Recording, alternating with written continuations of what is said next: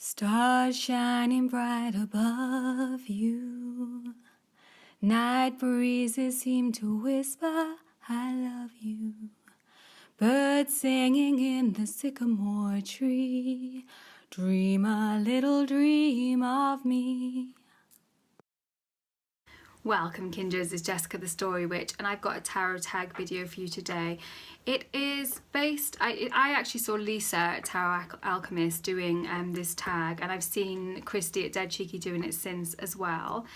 But originally it was started by Wynter NightHare over on her channel, and that was a channel that I hadn't come across before, so I was really grateful for that. And that's one of the good things about these tags, is you do find a lot of new channels, which is really nice, especially when it's somebody who it seems like kind of has a lot in common with the way that we read the cards and stuff. So yeah, I was very happy to find it.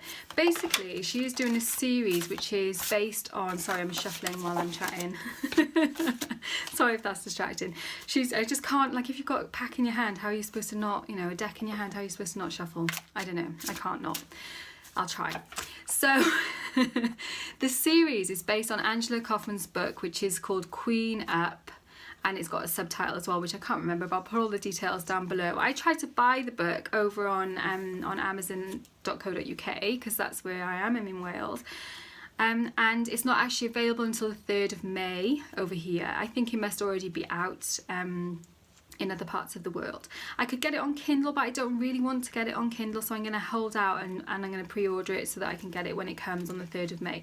But basically what Wynter NightHare is doing is she is doing some of the exercises from the book, which are all based around the Tarot Queens, and she's sharing her her workings with those exercises. Now I'm not sure if I'll make videos for all of the exercises because it seems like there's going to be quite a lot. It's it's a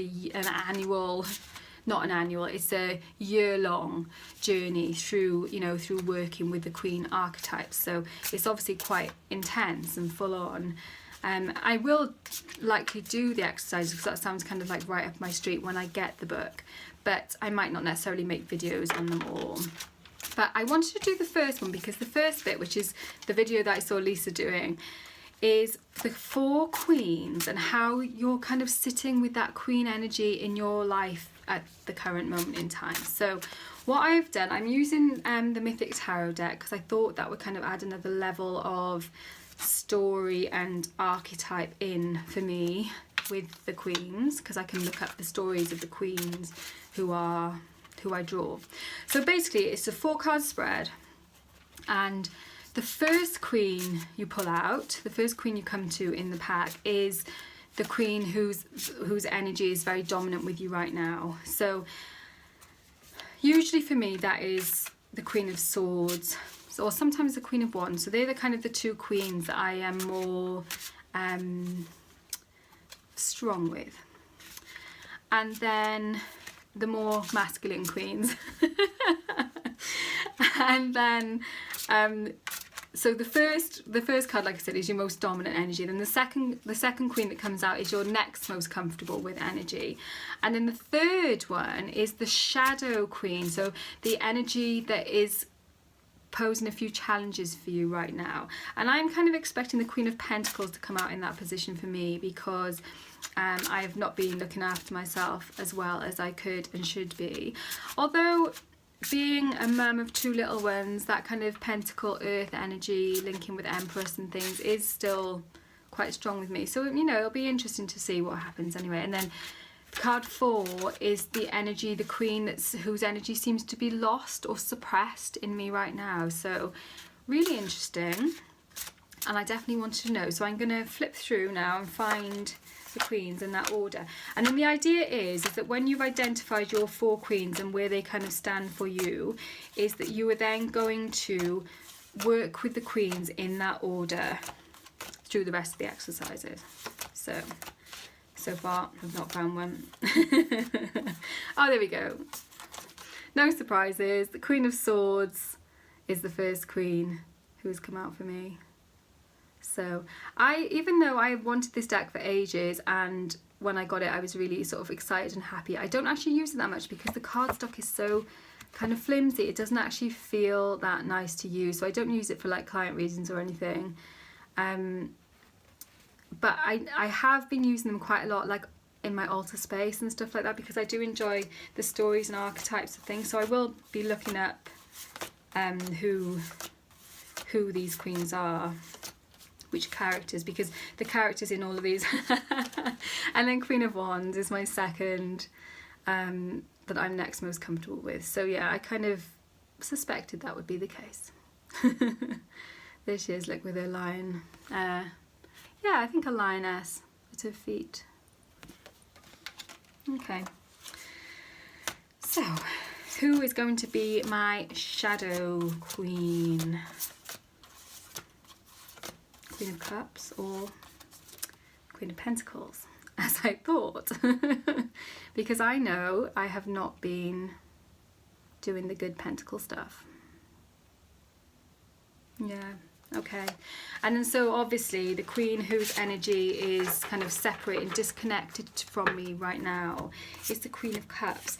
And I know I've talked about this before, but I find that the Queen of Cups energy is quite hard to access for lots of us living at this present moment in the earth right now, because she to me is the most out of all four. Obviously all four of the queens represent that kind of divine feminine energy, but the Queen of Cups for me is the most not purest, but the kind of most powerful, I guess, of that feminine, divine feminine energy. So I feel like in our kind of patriarchal setup, that energy is separate and hard to connect with for all of us.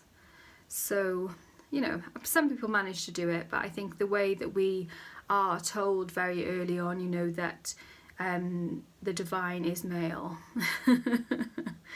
So, yeah, interesting. Okay, so they are my four queens: Queen of Swords, Queen of Wands, Queen of Pentacles, Queen of Cups.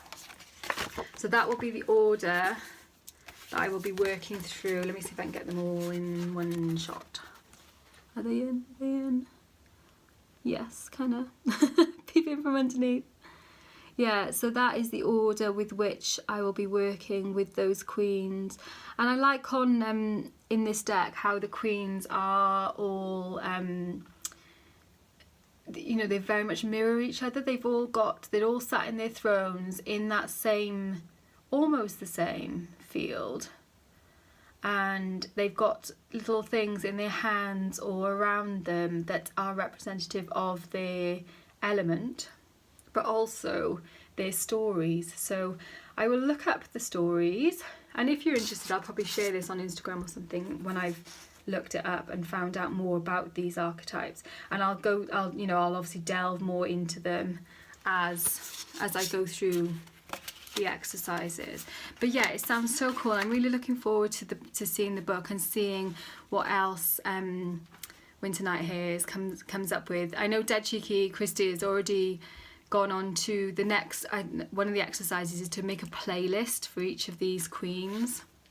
So I saw her Queen of Cups playlist video, but I haven't seen any of the others yet, and that's gonna be so tricky to choose songs that I kind of feel are associated with those kind of energies. But yeah, cool.